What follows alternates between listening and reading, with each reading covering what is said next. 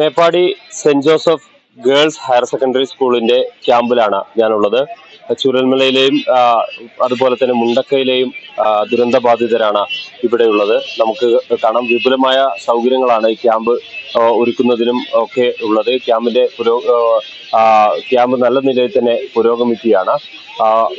വൈദ്യപരിശോധനയ്ക്കുള്ള സംവിധാനം, അതുപോലെ തന്നെ ഭക്ഷണം ഉൾപ്പെടെ നമുക്കറിയാം, സന്നദ്ധ പ്രവർത്തകർ അവിടെ വഴിയൊരുക്കുന്ന ദൃശ്യങ്ങളാണ് കാണുന്നത്.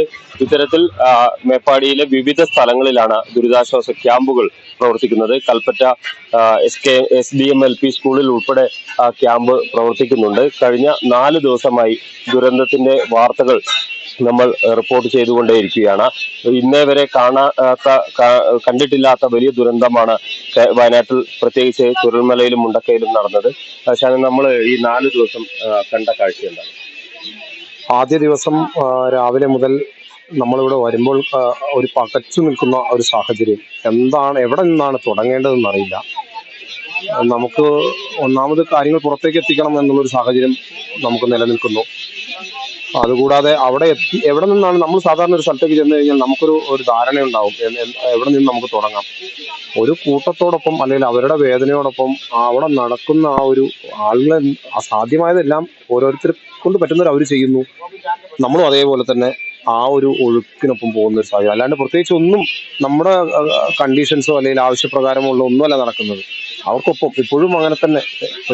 നമുക്ക് ഈ റിപ്പോർട്ടിങ്ങിന്റെ ഭാഗമായിട്ട് ഈ ആളുകളോട് സംസാരിക്കുമ്പോഴേ, ഒരു വലിയ ദുരന്തം നേരിടുന്ന ആളുകളോടാണ് നമ്മൾ സംസാരിക്കേണ്ടി വരുന്നത്. നമുക്കും ചില പരിമിതികളൊക്കെ ഉണ്ട്. ഇവരോട് സംസാരിക്കുന്നതിന് അവരുടെ മാനസികാവസ്ഥയൊക്കെ നമുക്ക് പരിഗണിക്കേണ്ടി വരും. പക്ഷെ നമുക്കിത് ചെയ്യാതെ നിർവാഹമില്ല. അവർക്ക് അവരുടെ ദുഃഖം പങ്കുവെക്കാതെ നിർവാഹമില്ല. അവർ നേരിടുന്ന ഒരു ദുരന്തം, അവർ നേരിടുന്ന പ്രതിസന്ധി, അവർ ഇനി നേരിടാൻ പോകുന്ന ഒരു വെല്ലുവിളികൾ, ഇതൊക്കെ അധികാരികളുടെ മുൻപിൽ എത്തണമെങ്കിൽ നമുക്ക് റിപ്പോർട്ട് ചെയ്യാതിരിക്കാനും കഴിയില്ല. നമ്മൾ അവരോട് സംസാരിക്കുന്ന സമയത്ത് അവരുടെ ഒരു പ്രതികരണം എങ്ങനെയാണ്? കുറെ പേരോട് കഴിഞ്ഞ ദിവസങ്ങളിൽ, അതായത് ഈ ദുരന്തം നടന്ന ഭാഗത്തുള്ള ആളുകൾ, അതുപോലെ ഇന്നാണ് ഏറ്റവും കൂടുതൽ വിഷമകരമായ. ഇന്നാണ് ഞാൻ ക്യാമ്പിലേക്ക് വരുന്നത്. 2 ദിവസമായിട്ട് അവിടെ സൂര്യമലയിലെ സ്ഥലങ്ങളിലായിരുന്നു.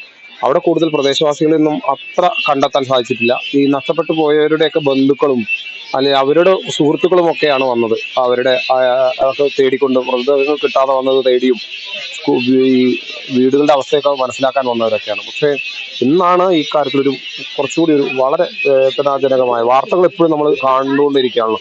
ഈ ആളുകളെ നേരിട്ട് കാണുമ്പോൾ ഉണ്ടാകുന്ന ഒരു വലിയ മനപ്രയാസം നമുക്കുണ്ട്. പക്ഷെ എന്നാൽ പോലും എനിക്ക് തോന്നുന്നു നമ്മളെക്കാൾ വളരെ കരുത്തോടു കൂടിയാണ് അവരൊക്കെ സംസാരിക്കുന്നത്. ഈ 2 ദിവസം കൊണ്ടും അവരിതിനോട് പൊരുത്തപ്പെട്ടതുപോലെയാണ് എനിക്ക് ശരിക്കും പറഞ്ഞാൽ ഫീൽ ചെയ്യുന്നത്. അവർ ഇടയ്ക്ക് ഒന്ന് പൊട്ടിക്കരയുന്നത് പോലെ നമുക്ക് തോന്നും. പക്ഷെ ഒരു ശബ്ദമോ ഒരു കണ്ണീരോ പുറത്തു വരില്ല. അല്ലാതെ സ്വയം ധൈര്യം സംഭരിക്കുന്നു.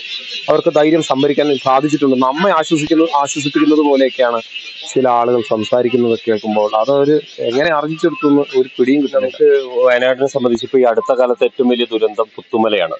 17 പേരാണ് ഇതിൽ നഷ്ടമായത്. 12 പേരുടെ മൃതദേഹം ലഭിച്ചു. 5 പേരെ ഇനിയും കണ്ടെത്താനുണ്ട്. ഈ മുണ്ടക്കൈ ചുരൽമല ദുരന്തത്തിന്റെ ഒരു പ്രത്യേകത എന്ന് പറയുന്നത്, ഇത്രയും മരണസംഖ്യ ഉണ്ടാകുമ്പോഴും കുറേയേറെ മൃതദേഹങ്ങൾ തിരിച്ചറിയുന്നു, അവരെ സംസ്കരിക്കുന്നു. കുറേയേറെ മൃതദേഹങ്ങൾ കിട്ടാനുണ്ട്. അപ്പൊ ഈ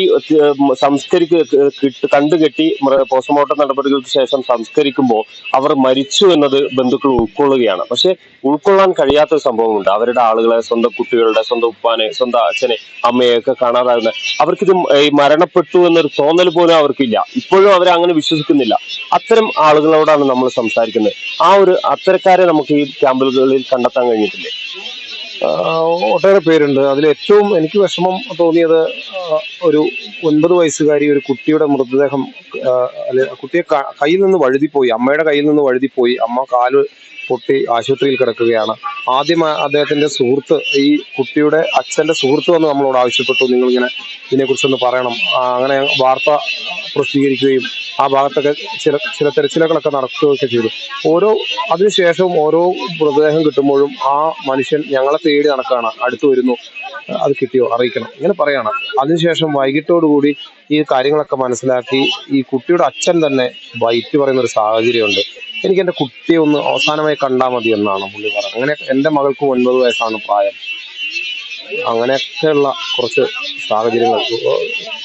തീർച്ചയായും ഈ ദുരന്ത ബാധിതരുടെ ചില ചോദ്യങ്ങൾക്ക് മുൻപിൽ നമുക്ക് ഉത്തരമുണ്ടാവില്ല, പകച്ചു നിന്ന് പോകും. എൻ്റെ മകളെ കിട്ടിയോ, അവളെ കണ്ടെത്തി തരില്ലേ എന്ന ചോദ്യത്തിന് നമുക്ക് എന്ത് മറുപടിയാണ് നൽകാൻ കഴിയുക? ദുരന്ത ബാധിതരോടൊപ്പം നിൽക്കുക എന്നത് മാത്രമാണ് നമുക്ക് ഈ ഘട്ടത്തിലും നടത്താൻ കഴിയുന്ന ഏക മാർഗം.